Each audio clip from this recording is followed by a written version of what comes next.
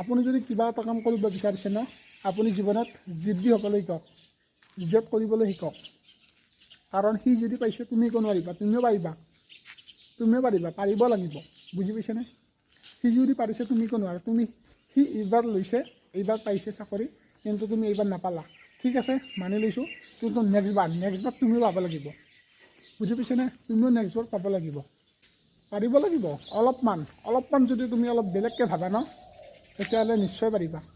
আৰু যদি এইটো এতিয়া বৰ্তমান যেনেকৈ আছা ন, এইটো যদি তুমি ৰূপত থাকা ন, কিন্তু কেতিয়াও নোৱাৰা। অলপমান নিজকে সলনি কৰিবলৈ শিকা। এইবাৰ যিটো ভুল কৰিলা, মানি লৈছোঁ তোমাৰ অলপো ভুল নাই, তুমি কৰিছিলা, কষ্ট কৰিছিলা, দিনে ৰাতিয়ে তুমি কষ্ট কৰিছিলা, ফিল্ডত গৈ প্ৰেক্টিছ কৰিছিলা, পঢ়িছিলা, কিন্তু ক'ত ভুল হৈ আছিল এবাৰ ভাবক, নিজে ভাবক, ঠিক আছে? মই ল'ৰা ছোৱালী সকলোকে কৈছোঁ, এবাৰ ভাবক ক'ত ভুল হ'ল, ঠিক আছে?